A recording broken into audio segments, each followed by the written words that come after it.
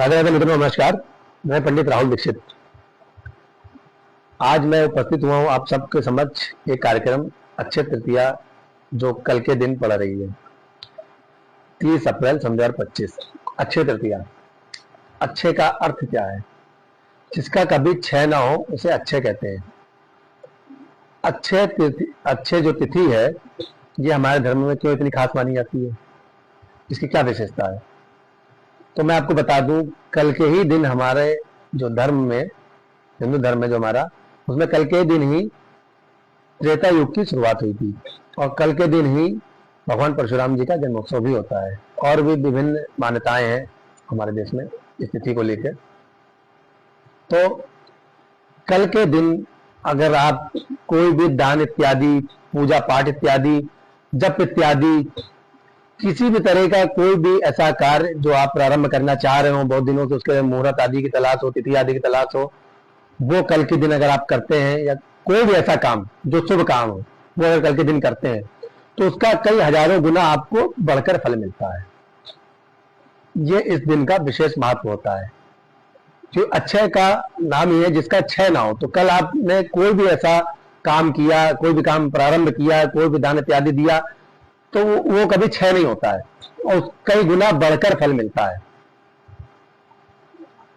जैसा कि अगर आपकी कुंडली में पितृदोष हो, पितृदोष के कारण कई सारी परेशानी होती है, संतान उत्पत्ति नहीं होती, विवाह आदि नहीं होता, मांगलिक कृत्य इत्यादि नहीं होते हैं, रोग परेशानी बने रहती, धन नहीं आता है, आपका विकास नहीं हो पाता है, भाग्य साथ नहीं देता है, तो कल के दिन अगर आप अक्षय तृतीया के दिन अगर आप अपने पितरों का तर्पण इत्यादि करते हैं, किसी गंगा नदी इत्यादि में जाके, अगर गंगा, आप ऐसी जगह नहीं रहते जहां गंगा इत्यादि नदी हो, तो आप अपने घर के पास ही, यदि ब्राह्मण के घर वाले जगह ब्राह्मण की भी सामर्थ्य नहीं है, तो नित्य कर्म पूजा प्रकाशन की जो किताब आती है गीता गोरखपुर की, उससे आप तर्पण विधि के अनुसार अपने पिता का तर्पण कर सकते हैं।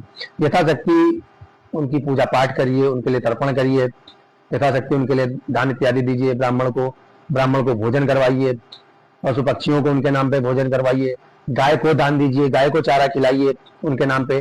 तो इससे आपके पितरों को कई गुना इस पूजा पाठ का फल मिलता है, जिससे कि आपके पितरों की कृपा आपके ऊपर सदैव बनी रहेगी और उनका आशीर्वाद आपको सदैव प्राप्त होता रहेगा। दूसरा उपाय है, अगर आपकी कुंडली में बुध ग्रह किसी भी तरीके से पीड़ित हो, अंश बल से कमजोर हो, मृत अवस्था में हो, अस्त अवस्था में हो या पाप मदत में हो, तो कल के दिन से श्रेष्ठ उपाय या दिन हो ही नहीं सकता। कल ये अक्षय तिथि जो है बुधवार के दिन पड़ रही है। कितना विशेष संयोग है बुध ग्रह के लिए, बुधवार, बुध ग्रह और गणेश जी का दिन। तो कल आपको करना क्या है, बुध ग्रह को सही करने के लिए अपने गणेश मंदिर में जाना है। आपके आसपास कोई भी गणेश मंदिर हो, वहां जाके गणेश जी को दूर्वा अर्पित करनी है और कोई भी हरी चीज, हरी सब्जी अर्पित करनी है। कपूर से गणेश जी की आरती करनी है, गणेश जी को प्रसाद इत्यादि चढ़ाना है। मोदक बहुत पसंद है, मोदक चढ़ा दीजिए, लड्डू चढ़ा दीजिए। और लड्डू घर मत लाइए, वहीं बांट आइए मंदिर में ही। गणेश जी की कपूर से आरती करिए, इससे बुध ग्रह सही होगा। और गाय की सेवा कल जरूर करनी है मित्रों। गाय की सेवा एक ऐसी सेवा है जिसे करने से एक ग्रह तो क्या, कई ग्रह, 9 के 9 ग्रह, कोई भी दोष लगाओ, भयंकर से भयंकर पाप चढ़ाओ, दोष लगाओ, उसका भी शमन हो जाता है। गाय की सेवा करने से समस्त प्रकार की बाधाएं, परेशानियां, कष्ट सब मिट जाते हैं जिंदगी से। तो कल के दिन आपको गाय की सेवा जरूर करनी है। गाय को हरा चारा, हरी सब्जी, कोई भी हरी वस्तु उसे खिलानी है। या आपके पास हरी वस्तु नहीं भी है तो आप मन में ऐसा सोच लीजिए कि हमारी वस्तु ही खिला रहे हो, आप उसको रोटी खिला सकते हैं, आप उसको कुछ भी ऐसा खिला सकते हैं जो खिलाने योग्य वस्तु होती है, वो गाय को खिलाइए और नित्य खिलाइए। अगर आप नित्य यही, अगर आप समझिए एक दिन में आपको इतना फल मिल सकता है गाय की सेवा का, तो नित्य अगर आप यही चीज करेंगे तो आपकी कोई ग्रह खराब होंगे ही नहीं, और जो खराब होंगे वो भी अच्छा फल देने लगेंगे। क्योंकि गाय में ही इतनी सामर्थ्य है। गाय में, हम जानते हैं, आप और हम सभी जानते हैं, हमारे पुराणों में भी लिखा है, गाय, हमारे यहाँ जो गाय माता होती हैं उनको माता की संज्ञा इसलिए दी है क्योंकि सबका भरण पोषण करती है, उनके दूध से ही सबका पोषण होता है, इसलिए उन्हें माता की संज्ञा दी गई है। जो भी हमारे लिए हमारा पोषण करता है वो हमारे माता पिता होते हैं। वैसे ही गाय भी हमारे लिए हमारा पोषण करती है, उससे हमें दूध प्राप्त होता है, तो इसलिए वो भी हमारे लिए माता तुल्य है, इसलिए हम उसे माता कहते हैं। और हमारे पुराणों में हमेशा लिखा है कि गाय में 33 कोटि देवी देवताओं का वास होता है। तो 33 कोटि देवी देवताओं, अगर आप एक गाय की सेवा करते हैं तो आप समझ लीजिए आप 33 कोटि देवी देवताओं की सेवा कर रहे हैं। तो आपको 33 कोटि देवी देवताओं की सेवा का पुण्य मिलता है उस गाय की सेवा करने से, जिससे कि आप सभी जानते हैं देवी देवताओं के अंदर में ही सारे ग्रह और नक्षत्र आते हैं। तो अगर आपने 33 कोटि देवी देवताओं की सेवा कर ली, वो भी आपको एक गाय के रूप में ही करनी है, तो आपका कौन सा ग्रह क्या बिगाड़ लेगा, और अशुभ स्थिति में भी होगा तो भी शुभ स्थिति में आ जाएगा। तो गाय की सेवा कल आपको जरूर करनी है, कि कल आपने अगर कल के दिन अगर आपने गाय की सेवा की तो उसका कई हजारों गुना बढ़कर आपको फल मिलेगा, और कल के दिन किया हुआ गाय की सेवा का जो आपका कर्म है उसका कभी क्षय भी नहीं होगा, वो लंबे समय तक आपके पुण्य के रूप में संचित रहेगा आपके जीवन में। तो गाय की सेवा मित्रों आपको जरूर करनी है और रोजाना करनी है। और अगर आप अपने से 10 लोगों को और कह सकते हैं तो ये आपको और पुण्य देगा। जैसे आपने सुना होगा, आपने कई मार्केटिंग वाले वो जो व्यापार होते हैं उसमें सुना होगा कि आप 1 से 1 जोड़ता है, 1 से 3, 3 से 9, 9 से 27 ऐसे लोगों को जोड़ते हैं तो उनको कुछ पैसे मिलते हैं। तो ऐसे ही अच्छा काम भी, अच्छे कार्य भी हैं जिसमें गाय की सेवा।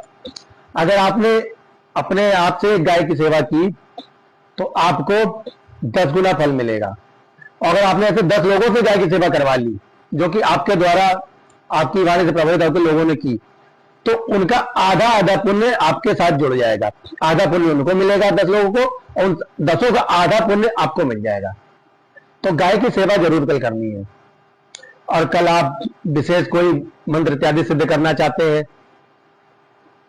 मंत्र इत्यादि जपना चाहते हैं, तो उसका भी विशेष फल मिलता है। आपके जिंदगी में कोई कार्य आपका ना हो रहा हो, धन ना आ रहा हो, विलंब से काम हो रहे हो, मांगलिक इत्यादि आपके घर में ना हो रहे हो, तो आप एक काम करिए, धन के लिए सबसे पहले 21 संकल्प लेके आपको 21 श्री सूक्त का पाठ करना है। कब कब करना है? सिर्फ कल के दिन करना है। 21 बार त्रिसंध्या पाठ करना है, त्रिकाल पाठ जिसको कहते हैं, 3 काल, प्रातः काल, मध्याह्न काल, रात्रि काल। तो तीनों काल में संकल्प लेके 21 श्री सूक्त का पाठ करना है। आपके जीवन में धन संबंधी जितने भी परेशानी है, बड़ी बड़ी परेशानी, बहुत दिन से आपके लाख प्रयास कर लिए, धन नहीं आ रहा है, धन टिक नहीं रहा, नौकरी नहीं लग रही, रोजगार का कोई रास्ता नहीं दिख रहा है, दरिद्रता बनी हुई है, तो ये माँ लक्ष्मी का श्री सूक्त का पाठ करने के बाद त्रिकाल पाठ करना आपको याद रखना पड़ेगा। त्रिकाल पाठ स्वच्छ होके, नहा धो के, आचमन इत्यादि करके, संकल्प लेके, संकल्प में कुछ नहीं, अगर आपके पास कुछ भी नहीं है तो जल ले खाली, अगर चावल इत्यादि और 1 रुपए का सिक्का है तो रख के अपना गोत्र नाम बोल के संकल्प ले कि मैं अपनी इस परेशानी की वजह से ये पाठ कर रहा हूं और इसका समाधान हेतु मुझे धन की प्राप्ति हो, जिसका परेशानी का समाधान हो और धन की प्राप्ति हो, इसलिए मैं ये पाठ कर रहा हूं, मैं संकल्प लेता हूं, मेरा ये गोत्र है, मेरा ये नाम है और मुझे इस फल की प्राप्ति हो। बस ये आपको संकल्प लेना है। संकल्प लेने के पश्चात आपको पाठ करना है, त्रिकाल पाठ करना है। अगर आपने ये पाठ कर लिया कल के दिन, तो आप समझिए अगर आपने 21 पाठ किए, 21 3 बार, तो इसका आपको कई लाखों हजारों गुना करोड़ गुना फल मिलेगा। आपको मैं बता रहा हूँ, क्योंकि कल के दिन किया हुआ कोई भी पाठ, कोई मंत्र इत्यादि उसका क्षय नहीं होता और उसका कई हजारों लाखों गुना बढ़कर फल मिलता है। जैसे कल आपने अगर 1 रुपए का कोई काम किया तो वो आपको 1000 रुपए के रूप में भविष्य में आपको मिलेगा। तो ऐसे अगर आपने 21 पाठ कर लिए तो आपको 21,000 पाठ के समान फल देंगे।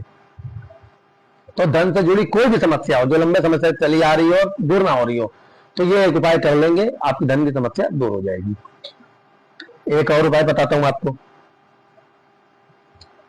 बहुत दिन से आपके घर में मांगलिक कृत्य नहीं हो रहे, मांगलिक कार्य नहीं हो रहे हैं, परेशानी बनी हुई है, रोग समस्या आपका पीछा नहीं छोड़ रही है, तो गायत्री मंत्र का 108 बार त्रिकाल पाठ करना है।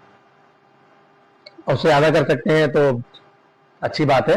ये 108 बार गायत्री मंत्र का 1 माला यानी 3 बार त्रिकाल पाठ करना है।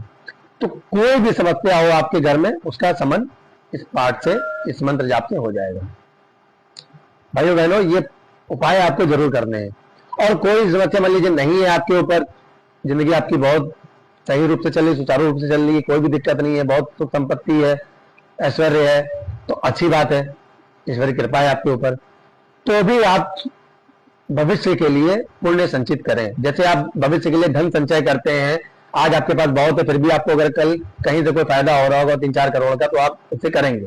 तो ऐसे ही अगर आपके पास आज बहुत खुशियां हैं, चीजें अच्छी तरीके से चल रही है, सुचारू रूप से चल रही है, कोई दुख नहीं परेशानी नहीं है, तो आप भी मंत्र जाप, पूजा पाठ, दान इत्यादि करें, उसका आपको भविष्य में करोड़ों गुना फल मिलेगा। ये आपने वो वैसे ही पुण्य संचित किया जैसे आप धन संचय करते हैं। और कल के दिन स्वर्ण, चांदी इत्यादि दाना घर में बहुत श्रेष्ठ माना गया, शुभ माना गया है। तो अगर आप सामर्थ्यवान है तो आप लाइए, उसका भी कई गुना फल मिलता है आपको, उसका भी क्षय नहीं होता है। और अगर आप कल के दिन खाता खुलवाते हैं बैंक में पैसे जमा करते हैं, या कोई भी ऐसा नया कार्य जो आप बहुत दिनों से सोच रहे थे कल के दिन करना चाहते हैं, तो वो कल कर सकते हैं, उसका क्षय नहीं होता और कई हजारों गुना, लाखों गुना बढ़कर उसका फल मिलता है।